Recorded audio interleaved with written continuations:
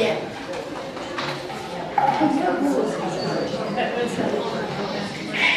afternoon. Glad everybody came out. It's a really important thing that we're doing here, and I just welcome you all. I'm so thankful that you came. I'm going to talk a little bit about our story and why we came to form our organization. You know, we're having a shoe memorial in just a little bit. Each pair of shoes that we have is going to represent one death that we had in Clermont County last year. These are our boys. We lost them last August 5th. He battled his heroin addiction for about 2 years. He had other addictions before that led up to that. He started with marijuana, went to pills, graduated from there looking for that bigger high. When he got to heroin, that was it. He came home from the military last November, had a traumatic event in his life, lost someone very close to him, flipped the switch, and he started shooting up. 8 months, he was gone. He was found by his wife, 24-year-old little girl. Found her husband. So from that, we have learned a lot. We've done a lot of research. We have I've kind of just dug in and wanted to find out everything that I didn't know before. We wanted to help with this organization to put this on because we want to bring awareness. We need to bring awareness to the parents and the kids and the deadly consequences of heroin. I know we have a lot of recovering addicts in the room, and I'm so proud of all of them. They are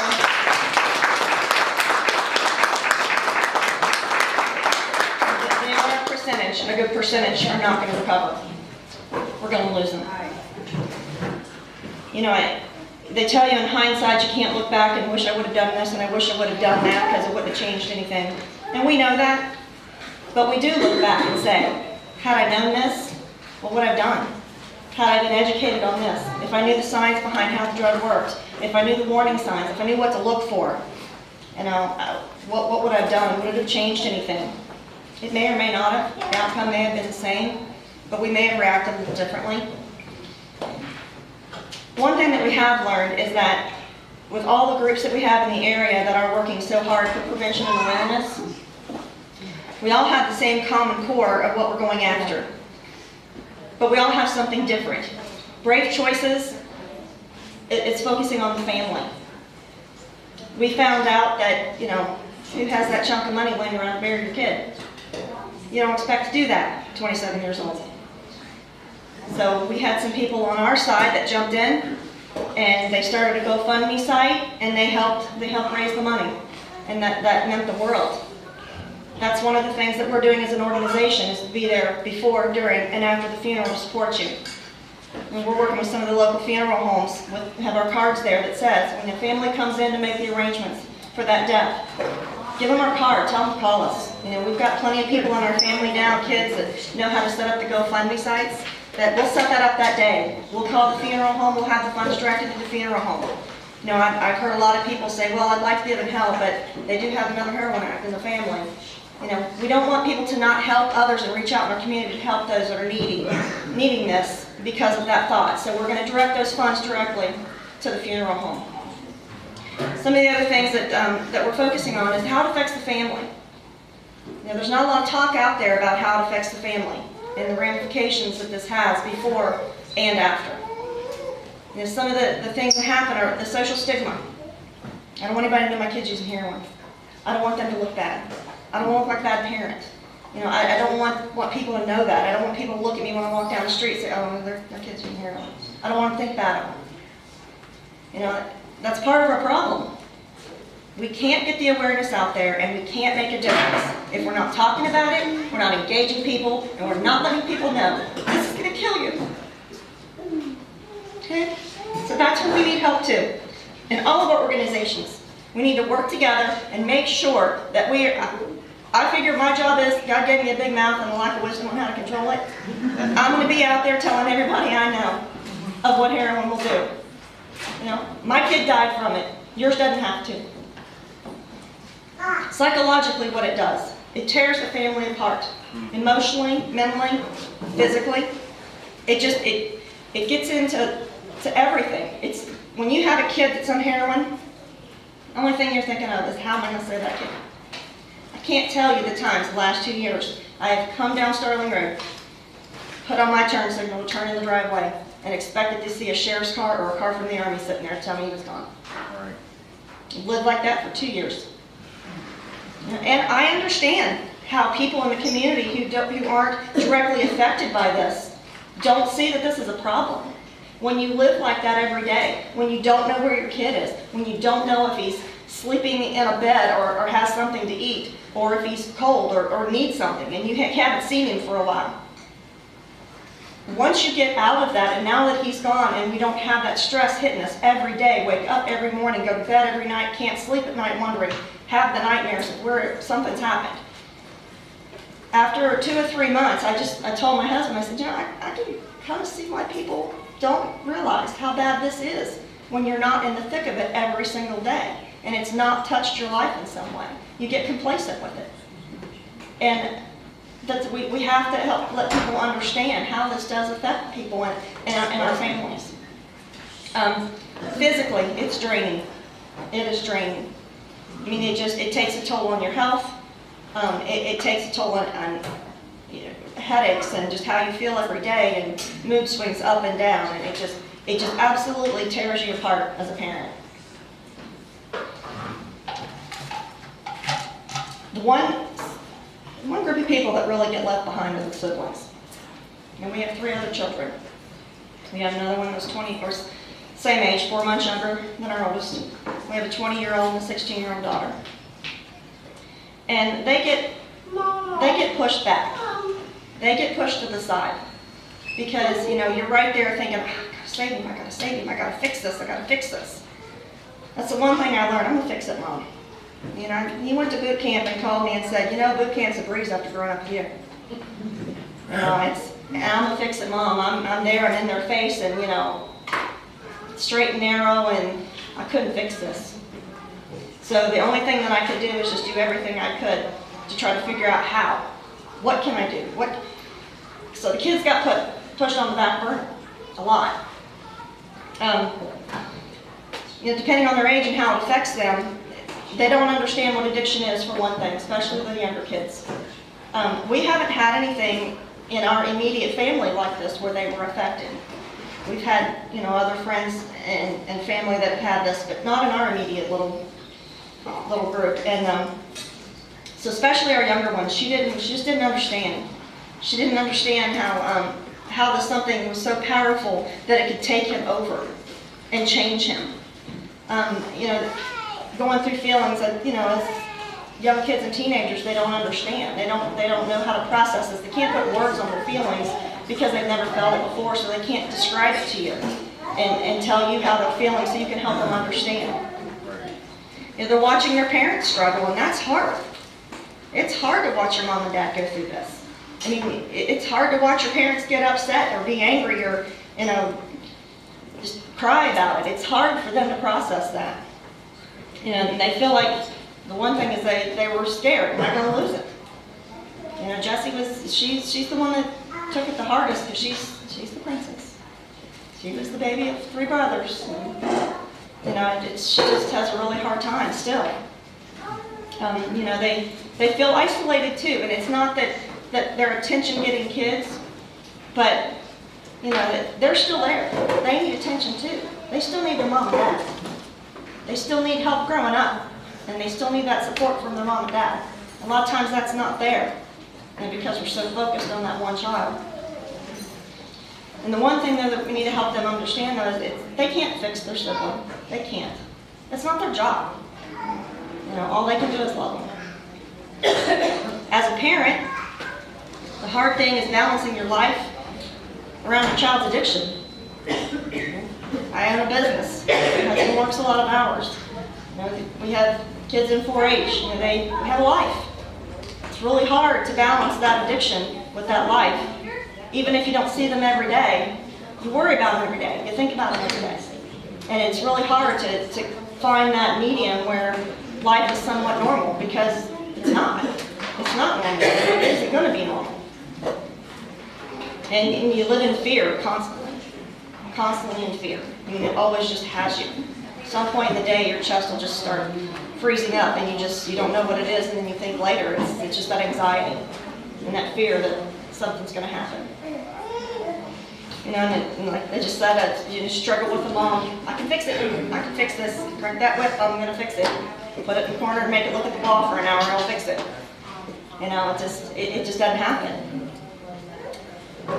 One of the biggest things I can speak to is the enabling. We enabled him. We didn't know it at the time.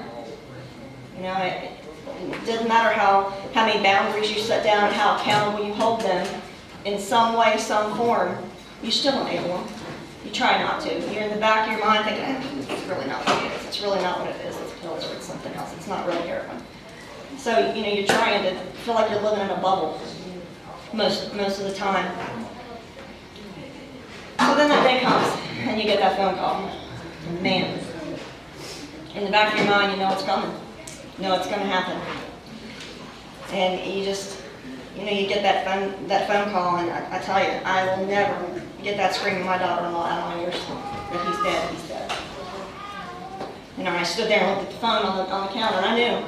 I just knew. I said, nope, not answering that phone today. I'm not going there. I'm not doing it. But as soon as I answered, you know, just the reality hit. Here we are. You know, you feel like you're in a bubble. You feel like the whole world is just spinning out of control around you. And here you are, just sitting. Find out who your family and your friends are. I mean, we probably had 20, 30 people in the yard throughout the day and throughout the week, off and on, bringing in food, taking care of us. It was amazing. Couldn't have done it without them. You're constantly in that state of, you know, you don't know how to feel. You know, I know how you should feel, or maybe people expect you to feel, but the roller coaster of emotions is just something that you just never experienced before. And then you look at your other kids and you think, well, I know what I'm going through as a mom. I don't know what they're going through as brothers and sisters. I don't understand that. I don't understand how they feel.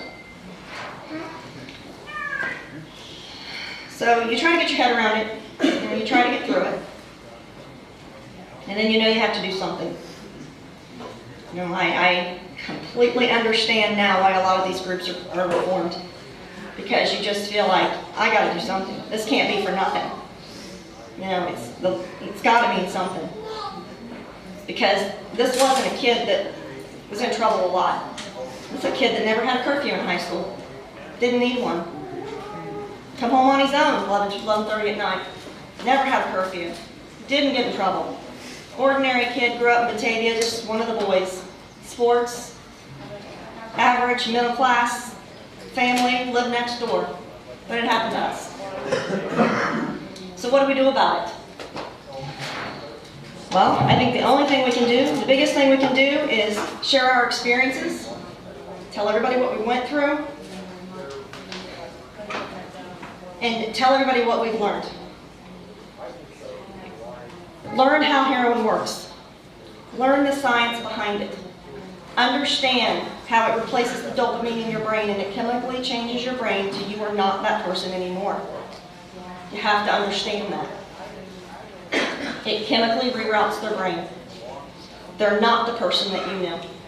So you're not only struggling with its addiction, you're grieving the kid that you don't have anymore. It's still there in front of you. That's not the same. The relationships aren't the same, and you don't know if they're ever going to be the same. You have to understand that when they're using this drug, the drug takes over. They're going to do things that are out of character for them. They're going to steal. They're going to lie. They're going to do things that they have never thought that they would ever do in their lives. A couple weeks, we had our son arrested to try to help and do some intervention on him. And there's a certain place where he was when he was high that there was no filter on his mouth or his thoughts. And things just came right out. Told us one day that he got shot at downtown because he shorted his drug dealers. He drove away when he threw the money at him. That's something every mom wants to hear. It's those kind of things that they do. It's not in their character, it's not who they are. And that's where they need the healing, and they need the understanding. You know, we formed brave choices to not only just to bring you the awareness, but to help you understand how to be as a parent, or a grandparent, or a sibling. How do you treat them? How do you work with them? You know, the recovery that we have is, you know, the 30, 60, 90-day programs that we have, it's not enough. Our jail is turned into a detox facility. You know, that's not the job of the people that work in that jail. You know, we need something. We need something in our area, we need something in Ohio that is going to be more of a sober living environment. That's one of the things that we're working toward, and we've spoken with some of our state senators and representatives. I spent some time talking with Dr. Samarco, the Hamilton County Coroner, in her office. You know, we need a sober living facility that's a 24-month program. We need to have education for them. We need to provide skills for them. We need to reroute their brain. We need to change them in their environment.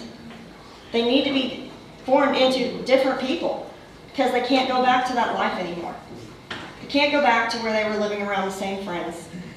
It's basically starting over from scratch of who they are. And the emotional support. They need the one-on-one counseling. They need the group counseling. They need the one-on-one because they need to find out at the core, why did they reach out to drugs in the first place?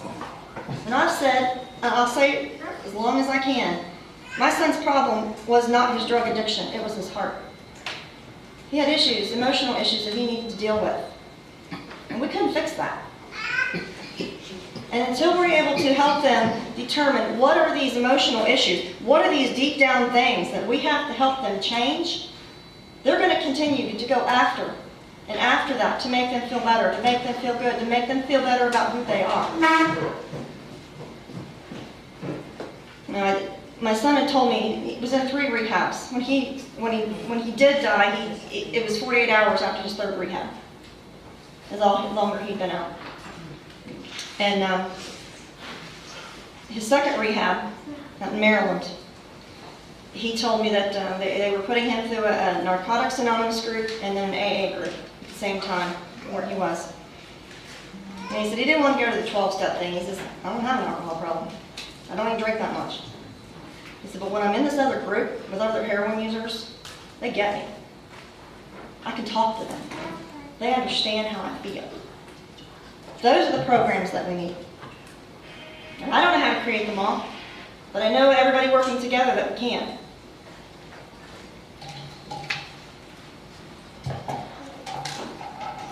So what can you do? It's a big question. What can you do? What are you willing to do? How far are you willing to reach out your arm, even if you don't have this in your family? For those of you that do, acknowledge that your child is an addict. You first have to come to terms with that. No matter how hard you try not to think about it, your kid has a problem, they're using drugs. They're going to die. You have to understand that they have a problem, and you have to admit it to yourself. You have to help your family understand it. Because the extended family, grandmas and grandpas and aunts and uncles, they don't always want to see it. Who wants to see that? You don't want to admit that. But they have to understand too, they can't be an enabler. You all have to work together. You have to work as a family unit. You have to be on the same page. You have to know when he's called you, you, and you for money, that you all say no. I'll feed you, I'll clothe you, I'll let you take a shower. Other than that, that's it. That's all you're getting. You have to educate yourself. You have to educate your kids. They have to know what they're dealing with. You know, we didn't do that. Looking back, I wish we would have, but in hindsight, you know, you think of things differently. You have to get help on how to talk with your addict. You have to be a healthy support. You have to understand where they're coming from. It's not things that we're gonna know. Yeah, we're moms, but as much as we like to let everybody know, don't tell the secret, but we don't know everything. You know, we try, but we don't. So we have to get help on that. And we have to understand that this is not something that we did. This is not something that we created. This is not something that we can fix. This is a problem our kid has. Just like not wanting to give them vaccinations when they're little because they're going to cry. I was there too. It's good enough though. But you do it because it's good for them. These are the times when you do what you have to do, whether they like it or not, because it's good for them. You have to set healthy boundaries and have to hold accountable. So, to conclude, I've been asked this question many times. Jan and I was on Channel 5 News last Sunday morning. Just fun. You can have fun with that. I know it's going to get this question, and I always choke up every time I get this question, but I've been asked so many times. When you bring him home from rehab, what would you tell the family to do? Well, I would tell them, today is a new day. Today we start over. Not you start over. This is your recovery. Today we start over. Today we move forward on our recovery. You don't bring up the old issues and struggles. You don't start needless arguments with them. They don't need that. They can't handle that. They're in such a vulnerable state when they come home clean that they can't handle stuff being thrown in their face and making them feel worthless. They know what they did. They don't need you or anybody else to remind them what they've done. They know. They feel horrible about it. They don't know how to fix it. They don't know how to make amends for it. And they don't know what to do. They are as vulnerable as you are. They have to know that you love them unconditionally. Because there's a difference in just saying I love you, and there's a difference in saying I love you. I don't love the drug and what it's done to you, but I love you. They have to know that you're there for them. You got their back. They have to see that you're going to set boundaries. You're going to hold them accountable. You're going to be strong in it. But more than anything else, they have to know that you're not going to let go.